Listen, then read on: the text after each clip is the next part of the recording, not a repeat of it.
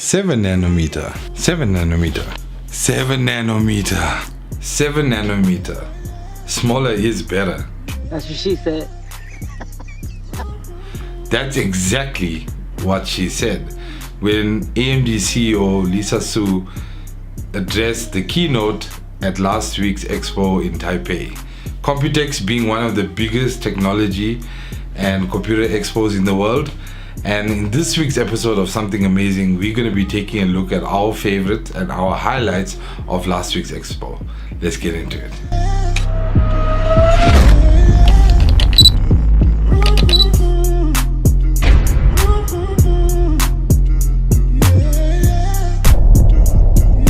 Okay, so jumping straight in, there's a lot to cover, so let's just get to it.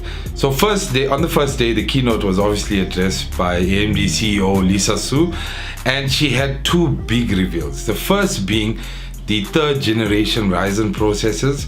This is now the new Zen 2 architecture, and they've downscaled from the 12 nanometer processors on the Ryzen 2s to 7 nanometers. So what's important is why is smaller better? Basically, simply put, it's more power efficient, it draws less power, you get greater performance out of it, and obviously thus your cooling capabilities of those processors are much more effective, which leaves some room to think that you may be able to overclock these processors a lot better. But time will tell. Your moment of Zen. So what was revealed about the Ryzen 3000 series? Basically, they've got a whole new range of processors, starting obviously from your Ryzen 5s up to your Ryzen 7, but they've also now introduced a Ryzen 9. Firstly, touching on the Ryzen 7s, the previous generation was the best model you got was the 2700X. Now there's a 3700X, which comes in at a TDP only of 65 watts with a base clock of 3.6 gigahertz and a boost clock of 4.4 gigahertz.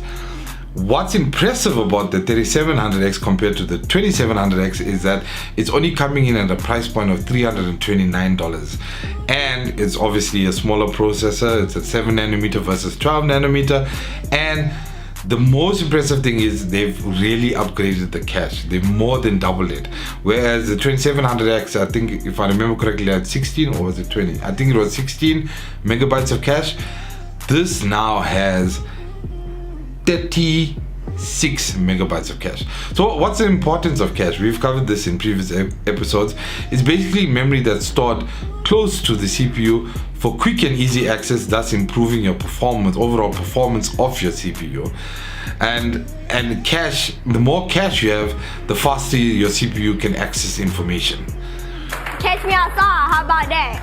The next thing she spoke about was Ryzen 9. So Ryzen 9, they're introducing a 3900X, which is a 12-core 24-thread processor, which comes in at a base clock of 3.8 gigahertz and a boost clock of 4.6 gigahertz. This has a TDP now of 105 watts, and it has a whopping 70 megabytes of cache. This comes in at a price point of $499. And at the top of the end of the Ryzen 7s, they've now introduced the Ryzen 3800X, which is also an 8-core 16-thread CPU, which has 36 megabytes of cache as well, also a 105 watt TDP, but it has a base clock of 3.9 gigahertz and a boost clock of 4.5 gigahertz. So obviously they wanted to give the public some testing, some figures that they've done. This is not something honestly to go by. You have to wait till these processors are out. They say they're going to be coming out in early Q3. In South Africa, we might get them late Q3 or early fourth quarter. And once these processors are actually sold to the public, you will get more realistic results in terms of benchmarks, etc. But the first thing that they did was, obviously, like I said, it's based on the Zen 2 architecture. It's still the same AM4 platform. So that's awesome. You will be able to use these processors on your current boards that you may have. If you got like the B450 or the X470 boards, these would be compatible. And they did a comparison of the 3700X against the Intel 9700K processor. So they did basically a real-time render. They used Cinebench R20 and they saw a 1% gain in your single core performance and a 30% gain in the multi-core performance. The next thing they also spoke about, they did a direct comparison with the 3800X against the i9 9900K, and they matched the performance in PUBG. PUBG is one of the games I like playing. And the last thing that they did in terms of giving some results was they stacked up the new Ryzen 9 processor, which I said was a $499 processor, against the i9 9920X, which is a $1,200 processor from Intel. And in Blender, which is a benchmark used for productivity, they saw a 16% gain, which is quite impressive for a processor that's less than half the price of what they compared it to. The next big thing that they dropped was obviously something that a lot of people have been looking forward to, and that was a new range of GPUs. They didn't give a lot of information about it. They said that they would reveal more about the GPUs at E3. Whether that will be allowed by Trump and whether they may be blacklisted, time will tell. Y'all ready for this? But E3 is happening in June. Hopefully that's not the case. But they also using a 7 nanometer processor in their new GPUs. So they spoke about, obviously everybody on the internet was speaking about Navi.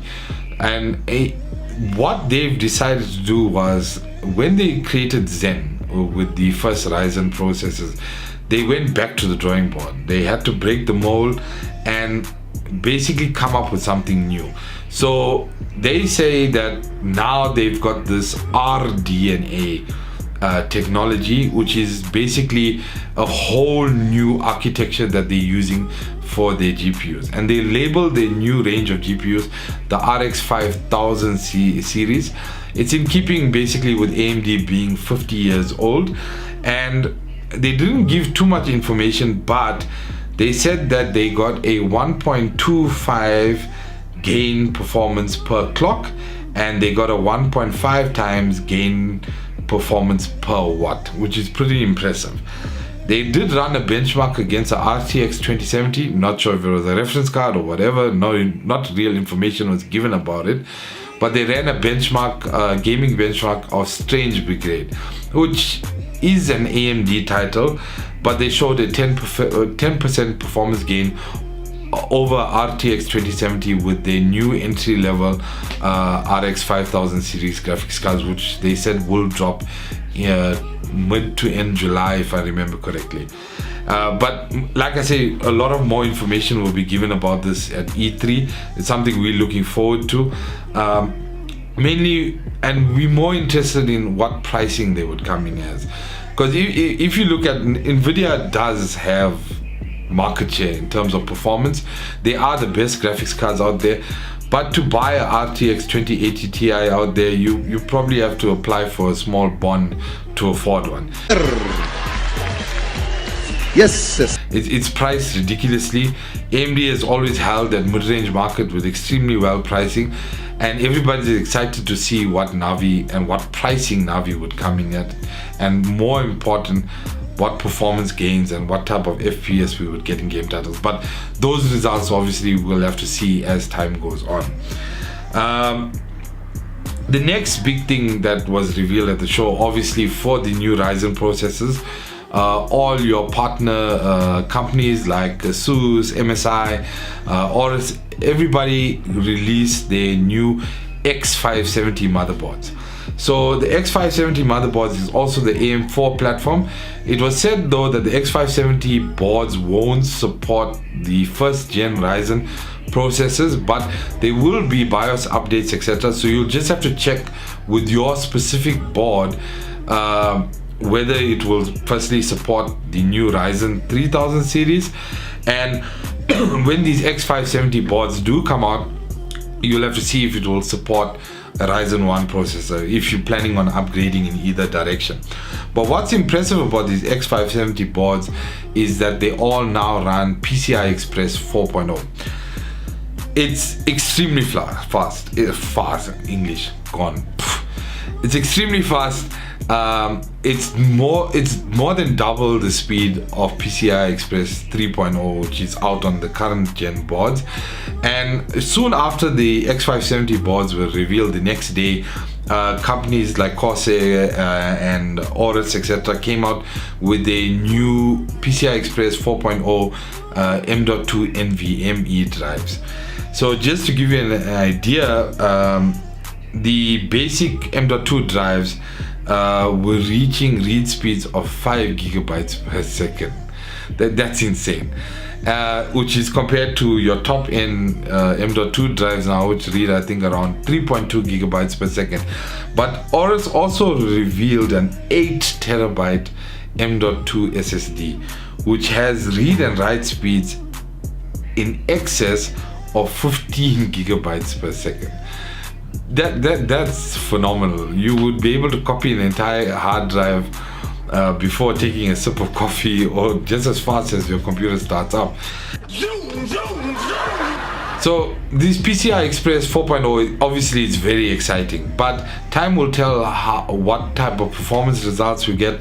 Obviously these drives reading these enormous speeds, what type of thermals or what type of temperatures will they reach, what type of cooling solutions they're going to have. Some of the M.2 drives now are coming in with built-in heat sinks, but obviously they will have to be put through the paces and see what kind of performance results they actually do have in a real world environment. So from the Intel side, obviously they did have a launch as well, and they spoke a lot about Project Athena. So they announced their 10 nanometer 10 gen Ice Lake chips, which obviously supports Thunderbolt 3 and Wi-Fi 6, and it's a 4-core 8-thread processor. Thunderbolt 3 is an Intel technology, and they were more focused on obviously this technology going towards the mobile market or the laptop market. So the mobile market and laptop market was obviously a big talking point at Computex. It's most people say it's the bestseller, is what people are buying out there. And to a certain extent I agree with it, because the mobile market is extremely huge. Everybody uses laptops, but you really can't quantify how many gamers or enthusiasts or desktops are out there, because which gamer or enthusiast buys a built desktop? This is blasphemy. Most people buy components and they customize their systems to their preferences and their requirements and their unique taste. So it's a difficult one, but I still believe there's a desktop market. Unfortunately, on the Intel side, it seems like they are more focused on the mobile market and servers, etc. But a lot of YouTubers, etc., after Computex, especially after the AMD keynote, were saying things like, Intel is screwed for the next 20 years. AMD is going to be at the front for the next 20 years. As that may be true, and there is some weight to it, Intel is still a massive company. It's going to take a long drop for them to fall below AMD. AMD has just entered, obviously, the mobile sector. They did speak about doing server chips, but there's not real information out there yet. There were also some talk about them developing now a 5 nanometer processor, which is ridiculous. And but they did announce, I know AMD did announce that they are going to be partnering up with Acer to create an Acer Predator laptop that obviously just runs AMD. They did announce that the new PS5, which drops I think next year in March in 2020, is going to be running Navi and a Zen 2 processor. And obviously the console market is massive, so there is a big race going on. A race? He's a race! I hope I win. Whether Intel is catching up, I don't know, but maybe their business focus is in a different direction compared to AMD. I personally feel like Intel has dropped the ball in terms of thinking about your enthusiasts and gamers, and we're actually having a discussion about this while gaming the other night. One of my friends was like, but Intel's got the clock speed, single clock count, that's what's important. Yes, but every single software that's coming out these days, online games with updates and streamlining their performance, and all new games are supporting multi-core and multi-threaded performance. So are you going to be stuck playing Duke Nukem 3D for the rest of your life? It's time to kick ass and chew bubble gum, and I'm all out of gum. So yes, Intel does still have the clock speeds, but now with the announcement of the Ryzen 3000 series, maybe with some overclocking, AMD processors are probably going to hit that 5 gigahertz mark. But once again, time will tell. Intel also announced that they are going to be releasing an auto overclocking software that their users may be able to download. It's similar to the Asus Dual Intelligent Processor 5. I showcased it in a few episodes on this channel.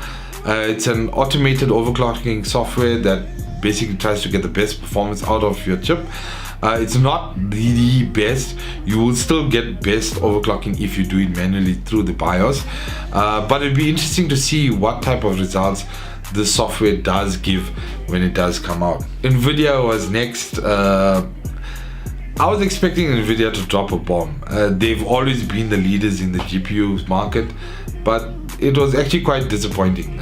So they did announce that they're going to bring out a new range of RTX cards, but it's the same RTX cards just with a little faster GDDR6 memory. And you know, Nvidia, they've been coming out with a lot of things trying to sell to the public, like the GTX 1660. A lot of it, like the RX 580 is quicker than that. So it's disappointing that they didn't have something for the public out there, but maybe they're still working on something. However, they did announce something very interesting, which is Nvidia RTX Studio laptops. Now, my question is, the results on them obviously are very impressive. They're obviously more geared towards your creatives out there, people that do a lot of video editing, people that may require high workloads, etc. It looks very similar to a MacBook. That's my personal opinion. And the thing is, if you look at it, I don't know, is Nvidia butthurt that all the new Mac products are running AMD graphics? Is there something going on there? Is this like trying to get back at them, trying to steal a market share? But it's really awesome that they've come out with this option. What pricing it's going to come in, I'm not entirely sure, but they will have to obviously, you know, if you speak to any Mac owner, I'm not a fan of Mac, I'll be honest, but if you speak to any Mac owner, they obviously love the user interface of Macs and they love the support from Macs. So if Nvidia can provide the same thing, I'm sure they'll be able to steal a lot of the Mac users if they come in at a very good price point. Other laptops that were revealed at the expo, firstly from Asus, they had the ZenBook Pro Duo, which has a triple 4K screen. It's ridiculous. Extremely high resolution screens. The first one, the main one, being 14 inches, and then on the keyboard panel, at the top of the keyboard panel, they've got 2 additional 4K screens. It's an extremely thin, compact laptop, and they said it will have up to a RTX 2060 with the i9 processor.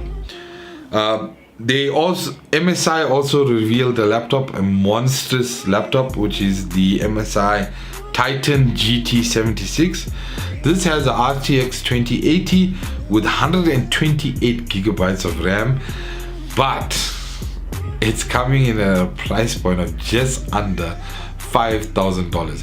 It's ridiculous, but it has all the bells and whistles. This laptop will probably outshine most gaming systems out there, and it's really cool that MSI could put all of that massive powerful technology into such a small device. ASUS also revealed portable screens with the ROG Strix XG17. It's a 17.3-inch portable screen with a 240 Hz refresh rate. They also revealed a Zen Screen Touch. Both of these screens connect via USB Type-C, and the Zen Screen is a touch sensitive screen, so it has a touch sensor, you can control it that way, and both these screens are also 4K. I never thought we'd see the time where you would need a portable screen for your gaming laptop or something on the move, but it makes sense. So ASUS once again came up with something new, which is very exciting. Hopefully we'll get to see one soon locally, but yeah, it's really something different, and I think a lot of people will find it beneficial. Last and not least, there were a whole lot of obviously gaming accessories, computer accessories from all different companies out there. G-Skill revealed a ridiculous amount of RAM on a board which runs at, and I think they also revealed the high speed 5200 megahertz RAM modules. But I've always been a big fan of Cooler Master, and the one thing I like about Cooler Master, it has a sleek modern design with extremely good lines. And it's not to say that they moved away like towards the European market where they don't like RGB, they like that modern sleek lines. They also have incorporated RGB into the products, but they've done it so discreetly, but it's super effective at the same time. I don't know if that makes sense. Let me know if you agree or disagree in the comment section. But obviously they've launched some new products.